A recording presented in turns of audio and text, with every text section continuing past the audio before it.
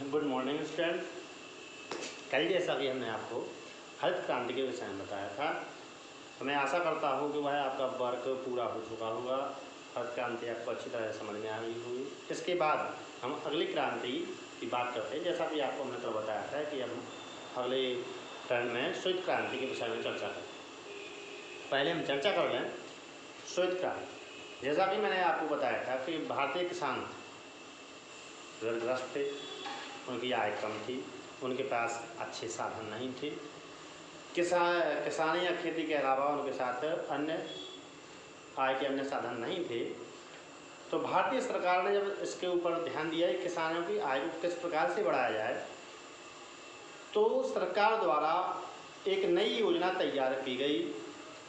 किसानों को उससे जोड़ने का प्रयास किया गया।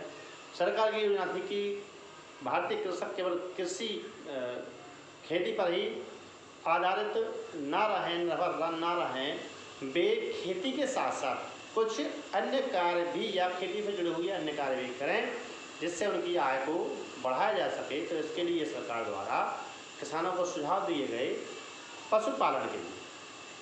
पशुपालन करके कृषि की खेती के साथ साथ किसान अपनी आय को बढ़ा सकते हैं।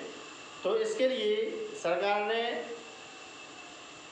डेयरी उद्योग की शुरुआत की, दुग्ध उत्पादन में वृद्धि करने के लिए। तो इसके लिए सरकार द्वारा एक नई क्रांति की शुरुआत की गई, श्वेत क्रांति। श्वेत क्रांति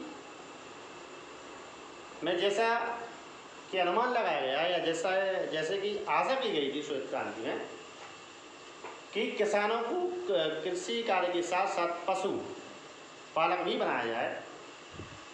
तो कृषि के साथ साथ किसानों को पशु उपलब्ध कराए गए, जिससे दुग्ध उत्पादन में वृद्धि हुई। और यह वृद्धि कैसी थी? आशा, मतलब आशा के अनुरूप। खेती के साथ साथ किसानों ने पशुओं को पालना शुरू किया। अच्छे किस्म के नस्ल के भैंस, गाय, बकरी इनको पालना शुरू किया, जिससे किसानों को अत्यधिक मात्रा में दूध का उत्पादन प्राप्त हुआ। इसको बेचकर किसान की आय बढ़ी। तो इसकी शुरुआत भारत में 1965 के दशक में श्वेत क्रांति की शुरुआत की गई। क्योंकि यह क्रांति दुग्ध उत्पादन से जुड़ी हुई है, इसलिए इसको नाम दिया गया श्वेत क्रांति। इसका दूसरा एक और नाम है, प्रायः पूछा जाता है, इस श्वेत क्रांति को ऑपरेशन फ्लड के नाम से भी जाना जाता है।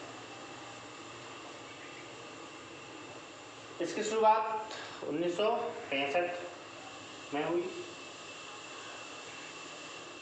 भारत में श्वेत क्रांति की शुरुआत भारत के गुजरात राज्य से हुई।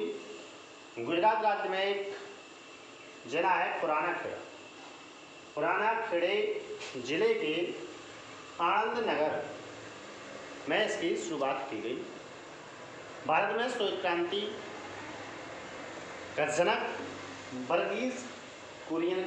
वर्गीज कुरियन को माना जाता है। और इन्हीं की अध्यक्षता में श्वेत क्रांति के विकास के लिए राष्ट्रीय डेयरी विकास बोर्ड की स्थापना भी की गई थी। और जैसा कि जिस आशा के अनुसार इस कार्य को किया गया था, उसमें आशा के अनुसार ही सफलता भी मिली।